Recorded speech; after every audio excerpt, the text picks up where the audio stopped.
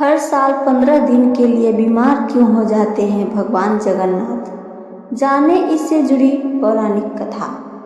क्या आपने कभी सोचा है कि भगवान जो सृष्टि का संचालन करते हैं वे खुद बीमार कैसे हो सकते हैं, और वो भी हर साल? पुरी में स्थित जगन्नाथ मंदिर में हर साल एक अनोखी घटना होती है। भगवान जगन्नाथ, बलभद्र और सुभद्रा जी 15 दिनों के लिए मंदिर में दर्शन नहीं देते।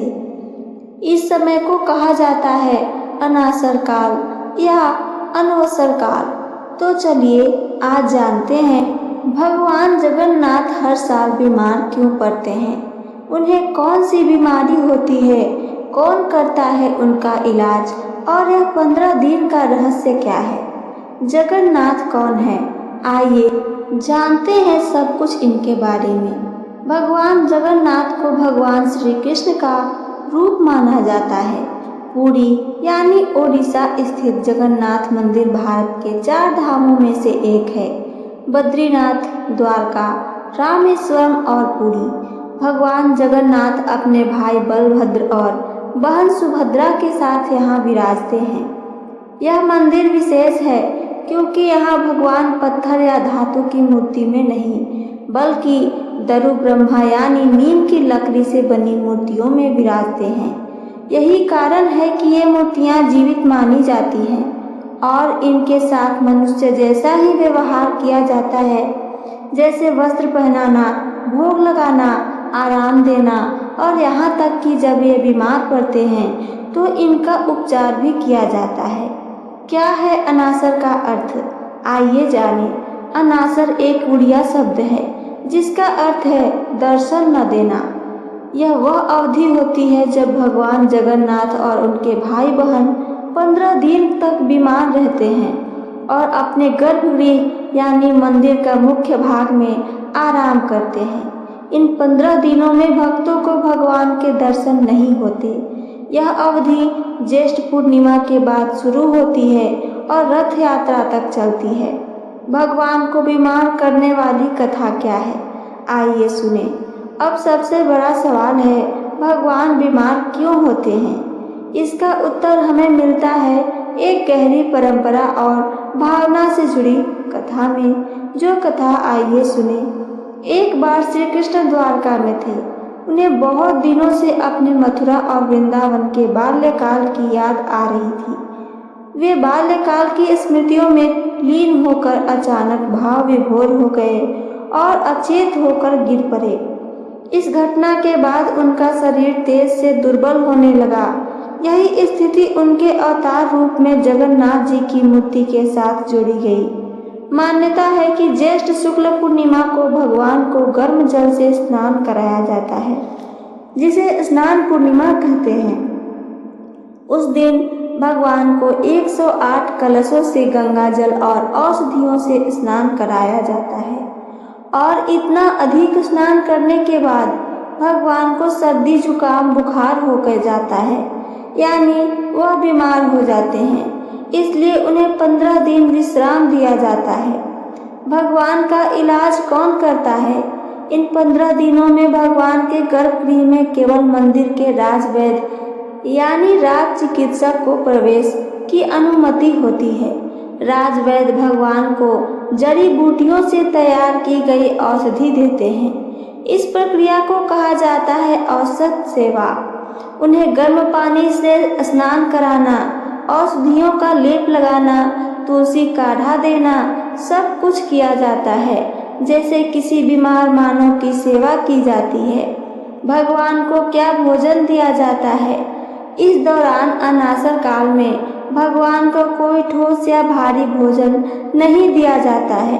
उन्हें हल्का भोजन दिया जाता है, जैसे तुलसी युक्त जल, काढ़ा और कुछ विशेष प्रकार का प्रसाद, जिसे पंक्ति भोग कहते हैं। क्या होते हैं दर्शन? जब भगवान बीमार होते हैं तो गर्भगृह के पट यानी दरवाजे बंद रहते हैं। भक्तों को दर्शन नहीं हो पाता है, लेकिन भक्तों की भावना को ध्यान में रखते हुए एक विशेष उपाय किया जाता है। इस दौरान भगवान के पाटी दिया रूप के दर्शन कराए जाते हैं। ये चित्र रूप होते हैं जिन्हें विशेष कागज पर चित्रित कर मंदिर के बाहर रखा जाता है ताकि श्रद्धालु दर्शन कर सके। क्या है नव यौवन दर्शन? 15 दिन बाद जब भगवान स्वस्थ हो जाते हैं तो रथ यात्रा से एक दिन पहले उनके नव यौवन दर्शन होते हैं। इस दिन भगवान को पूर्ण रूपेण सजाया जाता है, जैसे कोई युवा फिर से बलवीर से भर गया हो। यह दर्शन श्रद्धालुओं के लिए अत्यंत शुभ और दुर्लभ माना जाता है। रथ यात्रा क्यों होती है? इसके बाद अनासर काल के बाद भगवान जब स्वस्थ हो जाते हैं तो वे भक्तों से मिलने स्वयं बाहर निकलते हैं, इसलिए होती है रथ यात्रा। भगवान जगन्नाथ, बलभद्र और सुभद्रा 3 अलग अलग रथों में सवार होकर गुंडीचा मंदिर जाते हैं। गुंडीचा मंदिर को भगवान की मौसी का घर माना जाता है। आध्यात्मिक अर्थ क्या है इस अनासर का? इस 15 दिन की बीमारी का अर्थ बहुत ही गहरा है।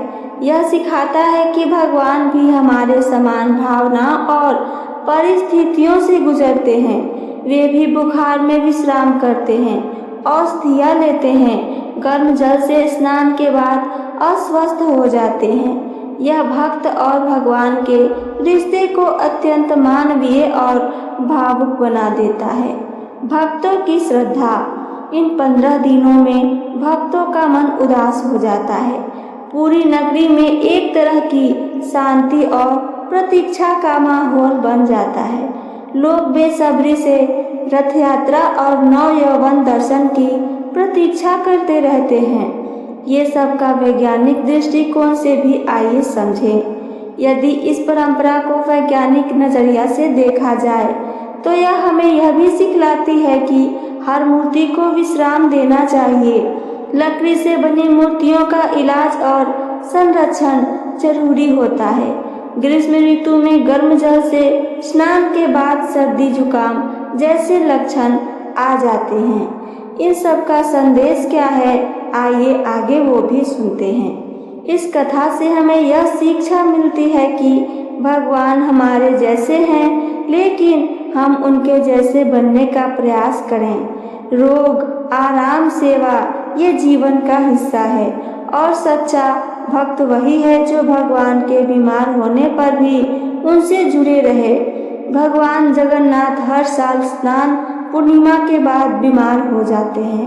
15 दिन तक उन्हें औषधियाँ दी जाती है और दर्शन बंद कर रहते हैं। इसे अनासर काल कहा जाता है। 15 दिन बाद नव यौवन दर्शन होता है, फिर यात्रा प्रारंभ होती है। तो ये थी मेरी आज की कथा और इससे जुड़ी जानकारी। मेरी कथा आप सबको पसंद आई हो तो चैनल को सब्सक्राइब करके वीडियो को लाइक करना ना भूलें। साथ साथ अपना एक प्यारा सा कमेंट करके हमें ज़रूर बताइए। सुनने के लिए धन्यवाद। जय श्री जगन्नाथ।